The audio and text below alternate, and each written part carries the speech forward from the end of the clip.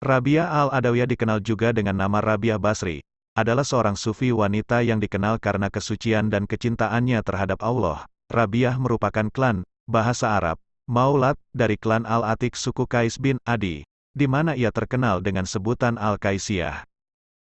Ia dikenal sebagai seorang sufi wanita yang zuhud, yaitu tidak tertarik kepada kehidupan duniawi, sehingga ia mengabdikan hidupnya hanya untuk beribadah kepada Allah. Rabiah diperkirakan lahir antara tahun 713 sampai 717 Masehi, atau tahun 95 sampai 99 Hijriah, di kota Basra, Irak, dan meninggal sekitar tahun 801 Masehi atau tahun 185 Hijriah. Nama lengkapnya adalah Rabiah binti Ismail al-Adawiyah al-Basriyah. Rabiah merupakan sufi wanita beraliran Sunni pada masa dinasti Umayyah, yang menjadi pemimpin dari murid-murid perempuan dan zahidah, yang mengabdikan dirinya untuk penelitian hukum kesucian yang sangat takut dan taat kepada Tuhan. Rabiah al-Adawiyah dijuluki sebagai The Mother of the Grand Master, atau ibu para sufi besar karena kezuhudannya. Ia juga menjadi panutan para ahli sufi lain seperti Ibnu al-Farid dan Dun Nun al-Misri. Kezuhudan Rabiah juga dikenal hingga ke Eropa. Hal ini membuat banyak cendekiawan Eropa meneliti pemikiran Rabiah dan menulis riwayat hidupnya, seperti Margaret Smith, Masignon, dan Nicholson. Rabiah dilahirkan di kota Basrah, Irak, sekitar abad ke-8, tahun 713 sampai 717 Masehi. Ia dilahirkan dari keluarga yang sangat miskin dan merupakan anak keempat dari 4 bersaudara, sehingga ia dinamakan Rabiah yang berarti anak keempat. Ayahnya bernama Ismail. Ketika malam menjelang kelahiran Rabiah, keadaan ekonomi keluarga Ismail sangatlah buruk, sehingga ia tidak memiliki uang dan penerangan untuk menemani istrinya yang akan melahirkan. Beberapa hari setelah kelahiran Rabiah, Ismail bermimpi bertemu dengan Nabi Muhammad. Dalam mimpinya dia berkata pada Ismail agar jangan bersedih karena anaknya, Rabiah, akan menjadi seorang wanita yang mulia, sehingga banyak orang akan mengharapkan syafaatnya. Sejak kecil Rabiah sudah dikenal sebagai anak yang cerdas dan taat beragama. Beberapa tahun kemudian, ayahnya, Ismail, meninggal dunia kemudian disusul oleh ibunya, sehingga Rabiah dan ketiga saudara perempuannya menjadi anak yatim piatu. Ayah dan ibunya hanya meninggalkan harta berupa sebuah perahu, yang kemudian digunakan Rabiah untuk mencari nafkah. Rabiah bekerja sebagai penarik perahu yang menyeberangkan orang dari tepi sungai Dajlah ke tepi sungai yang lain. Sementara ketiga saudara perempuannya bekerja di rumah, menenun kain atau memintal benang. Ketika kota Basrah dilanda berbagai bencana alam dan kekeringan akibat kemarau panjang, Rabiah dan ketiga saudara perempuannya memutuskan untuk berkelana ke berbagai daerah untuk bertahan hidup. Dalam pengembaraannya, Rabiah terpisah dengan ketiga saudara perempuannya sehingga ia hidup seorang diri. Pada saat itulah Rabiah diculik oleh sekelompok penyamun kemudian dijual sebagai hamba sahaya seharga 6 dirham kepada seorang pedagang.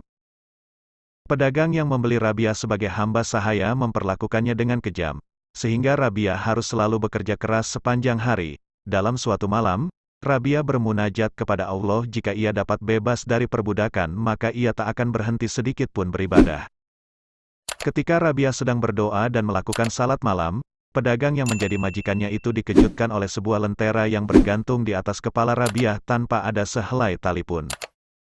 Cahaya bagaikan lentera yang menyinari seluruh rumah itu merupakan cahaya sakinah, diambil dari bahasa Ibrani yaitu Sekina, yang berarti cahaya rahmat Tuhan, dari seorang muslimah suci.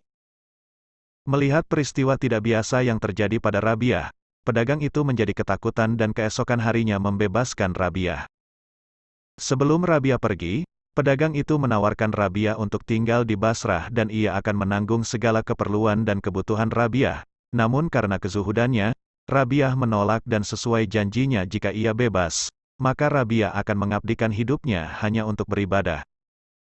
Setelah bebas sebagai hamba sahaya, Rabiah pergi mengembara di padang pasir. Setelah beberapa saat tinggal di padang pasir, ia menemukan tempat tinggal. Di tempat itulah ia menghabiskan seluruh waktunya beribadah kepada Allah. Rabiah juga memiliki majelis yang dikunjungi banyak murid.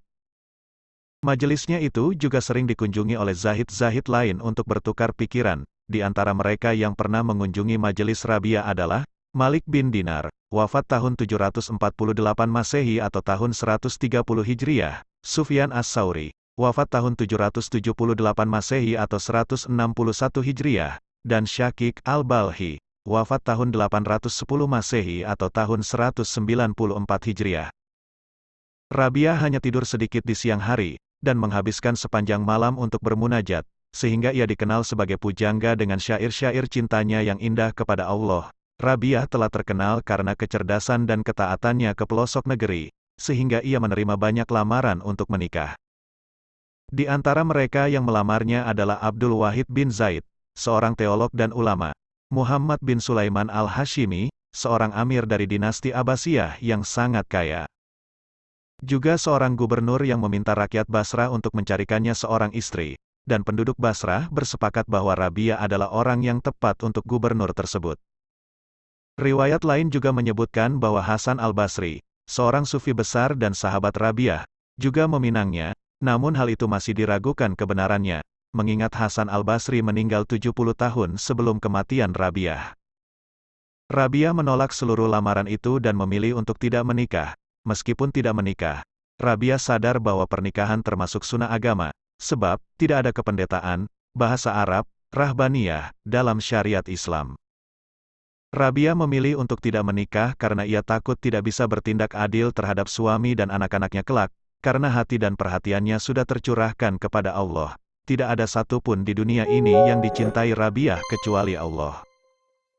Sehingga atas dasar itulah, Rabiah memutuskan untuk tidak menikah hingga akhir hidupnya.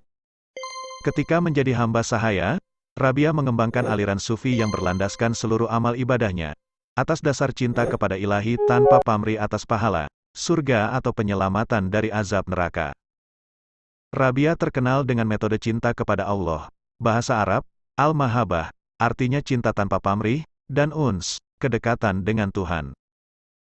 Perkataan mistik Rabiah menggambarkan kesalehan dirinya, dan banyak di antara mereka yang menjadi kiasan atau kata-kata hikmah yang tersebar luas di wilayah-wilayah negara Islam. Rabiah al-Adawiyah terkenal zahid, tak tertarik pada harta dan kesenangan duniawi, dan tak pernah mau meminta pertolongan pada orang lain. Ketika ia ditanya orang mengapa ia bersikap demikian, Rabiah menjawab, "Saya malu meminta sesuatu pada dia yang memilikinya, apalagi pada orang-orang yang bukan menjadi pemilik sesuatu itu. Sesungguhnya Allah lah yang memberi rezeki kepadaku dan kepada mereka yang kaya. Apakah dia yang memberi rezeki kepada orang yang kaya, tidak memberi rezeki kepada orang-orang miskin? Sekiranya dia menghendaki begitu, maka kita harus menyadari posisi kita sebagai hambanya dan haruslah kita menerimanya dengan hati rida, senang." Berbeda dari para zahid atau sufi yang mendahului dan sezaman dengannya, Rabiah dalam menjalankan tasawuf itu bukanlah karena dikuasai oleh perasaan takut kepada Allah atau takut kepada nerakanya, hatinya penuh oleh perasaan cinta kepada Allah sebagai kekasihnya. Para ulama tasawuf memandang Rabiah sebagai tonggak penting perkembangan tasawuf dari fase dominasi emosi takut kepada Allah menuju fase dominasi atau mengembangkan emosi cinta yang maksimal kepadanya. Tingkat kehidupan zuhud yang tadinya direntangkan oleh Hasan al-Basri sebagai ketakutan dan pengharapan kepada Allah, telah dinaikkan maknanya oleh Rabiah sebagai zuhud karena cinta kepada Allah. Rabiah telah membuka jalan marifat ilahi sehingga ia menjadi teladan bagi para cendekiawan muslim, seperti Sufyan at-Tawri, Rabah bin Amr al-Kaisi, dan Malik bin Dinar. Ajaran-ajaran Rabiah tentang tasawuf dan sumbangannya terhadap perkembangan sufisme dapat dikatakan sangat besar. Sebagai seorang guru dan penuntun kehidupan sufistik, Rabiah banyak dijadikan panutan oleh para sufi dan secara praktis penulis-penulis besar sufi selalu membicarakan ajarannya dan mengutip syair-syairnya sebagai seorang ahli tertinggi. Di antara mereka adalah Abu Talib al-Maki, As-Suhrawandi, dan teolog muslim, Al-Ghazali yang mengacu pada ajaran-ajaran Rabiah sebagai doktrin-doktrin dalam sufisme. Cinta murni kepada Tuhan adalah puncak tasawuf Rabiah. Syair-syair kecintaannya kepada Allah kemudian banyak keluar dari ucapan sufi-sufi besar seperti Fariduddin al-Atar, Ibnu Fardih, Al-Halaj, Ibnu Arabi, Jalaluddin Rumi telah dimulai lebih dahulu oleh Rabiah.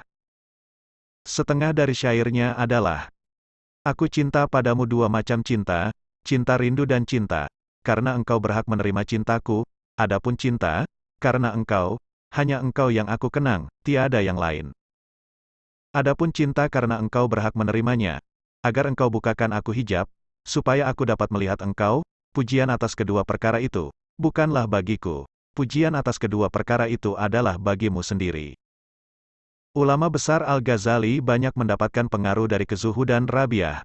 Al-Ghazali memberikan pendapatnya tentang syair Rabiah itu. Menurut Al-Ghazali, yang dimaksud dengan cinta kerinduan adalah cinta akan Allah karena nikmatnya di atas dirinya. Karena Allah telah menganugerahinya hidup, sehingga ia dapat menyebut namanya. Dan cinta kedua, yaitu cinta karena Allah berhak menerimanya, ialah cinta karena menyaksikan keindahan Allah dan kebesarannya yang kian hari kian terbuka baginya. Maka itulah cinta yang setinggi-tingginya. Dalam syair yang lain, Rabiah berkata, "Ku jadikan engkau teman bercakap dalam hidupku. Tubuh kasarku biar bercakap dengan yang duduk. Isimku biar bercengkrama dengan tolanku. Isi hatiku hanyalah tetap engkau sendiri. Ya Ilahi, jika sekiranya aku beribadah kepada engkau karena takut akan siksa neraka, maka bakarlah aku dengan nerakamu, dan jika aku beribadah kepada engkau karena harap akan masuk surga, maka haramkanlah aku daripadanya. Tetapi jika aku beribadah kepada engkau, hanya karena semata-mata karena kecintaanku kepadamu, maka janganlah ya Ilahi, engkau haramkan aku melihat keindahanmu yang azali." Sekembalinya Rabiah dari Mekah untuk melaksanakan ibadah haji, kesehatan Rabiah mulai menurun. Ia tinggal bersama sahabatnya, Abdah binti Abi Sawal, yang telah menemaninya dengan baik hingga akhir hidupnya. Rabiah tak pernah mau menyusahkan orang lain, sehingga ia meminta kepada Abdah untuk membungkus jenazahnya nanti dengan kain kafan yang telah ia sediakan sejak lama. Menjelang kematiannya, banyak orang-orang saleh ingin mendampinginya, namun Rabiah menolak. Rabiah diperkirakan meninggal dalam usia 83 tahun, pada tahun 801 Masehi atau 185 Hijriah dan dimakamkan di Basrah, Irak.